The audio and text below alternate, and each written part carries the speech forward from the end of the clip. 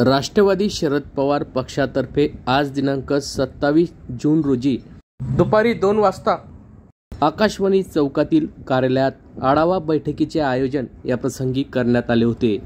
आगामी विधानसभा निवडणुकीसाठी पक्ष संघटन वाढवणे गरजेचे असून लोकसभा निवडणुकीत आपला पक्ष कुठे कमी पडला आहे याचे चिंतन करण्याची गरज असल्याच्या भावना राष्ट्रवादीचे जिल्हाध्यक्ष रवींद्र पाटील यांनी या बैठकीतून व्यक्त केल्या आहे। आगामी काळात विधानसभा निवडणुका येत असून पक्षाचे संघटन अधिक मजबूत करणे गरजेचे असून कार्यकर्त्यांनी मन लावून काम करणे महत्त्वाचे आहे। राष्ट्रवादी शरद पवार पक्षाची तुतारी चिन्ह घराघरापर्यंत पोहोचवणे गरजेचे असून आगामी काळात जळगाव विधानसभेच्या ज्या जागा आहेत ते जास्तीत जास्त कशा निवडून आणता येतील यावर या बैठकीत चर्चा करण्यात आली। या प्रसंगी राष्ट्रवादी शरद पवार पक्षाचे जिल्हाध्यक्ष रवींद्र पाटील, माजी पालकमंत्री गुलाबराव देवकर, माजी मंत्री सतीश अण्णा पाटील, अरुणभाई गुजराती, राष्ट्रवादीच्या महिला प्रदेशाध्यक्षा रोहिणी खडसे खेवलकर, महिला जिल्हाध्यक्षा वंदना पाटील, महानगराध्यक्षा मंगला पाटील, माजी आमदार BS पाटील, श्रीराम पाटील, राजीव देशमुख, राष्ट्रवादीचे महानगराध्यक्ष अशोक लाडवंजारी, महिला जिल्हाध्यक्षा वंदना पाटील, माजी आमदार दिलीप पाटील, महानगराध्यक्ष युवक रिकू चौधरी, रमेश बारे, अशोक पाटील, एजाज मलिक, राष्ट्रवादी कार्यालयीन सरचिटणीस YS महाजन सर, वाल्मिक पाटील, जाकीर पठाण यांच्यासह पदाधिकाऱ्यांची यावेळी उपस्थिती होती। पवार साहेबांचा किंवा जयंत पाटलांचा दोष नाही। आम्हाला स्पष्टपणे विचारलं होतं की जळगाव गुलाबराव आपण तुम्ही लढता का, सतीश अण्णा तुम्ही लढतात का? आमच्यामध्ये विकास झाला, तयार झाला, आणखी 1-2 तयार झाला, म्हणजे लढायला ती तयारी लागते। दुर्दैवानं आम्ही माफी मागितली की साहेब 14ला मी लढलो आहे, 19ला ते लढले आहेत।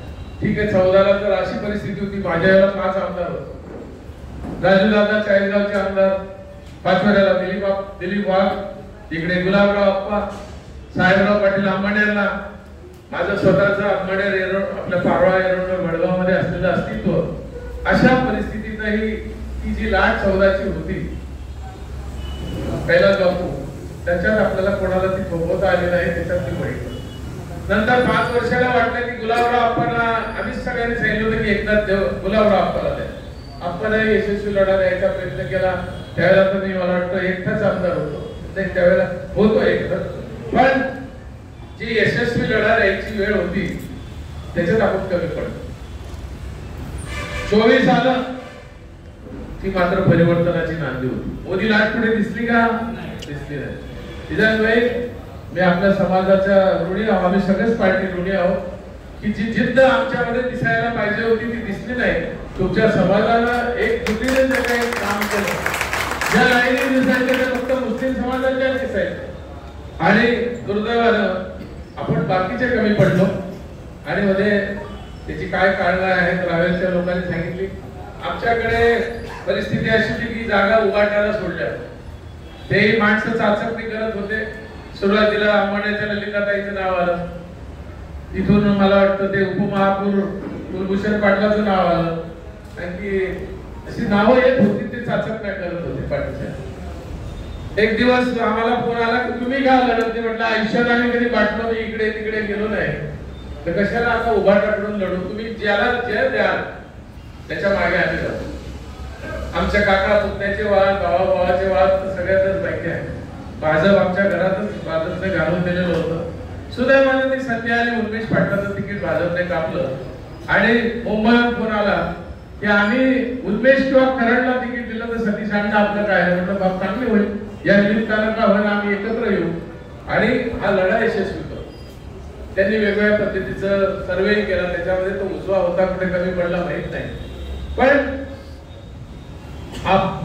भाईसाहेब जी 74,000 माझ्या मतदारसंघाचं लीड आहे, आज परमेश्वराला स्मरून सांगतो, 5000 बुथच्यावर एकही रुपया कोणाला चहा सुद्धा वेगळा दिलेला नाही, फक्त नमस्काराची अरे त्यांच्याकडे पैसा सांगायला नको, A.T. पाटील पैसा वाटतोय, गोविंद सुरवळे वाटतो आहे, अमोल चिमनराव वाटतोय, चिमनराव पाटील वाटतोय, आणखी एक आमच्याकडे नवीन डॉक्टर कोणी आलेला आहे, संभाजी डोक्यावर पडलाय का काय माहिती नाही, असे अनेक पैशाचा महापूर.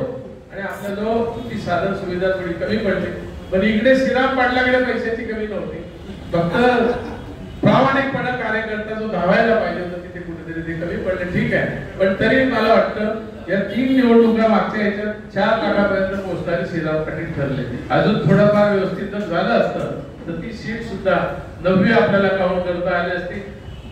वातावरण कोपऱ्यातही मी पाहिलं,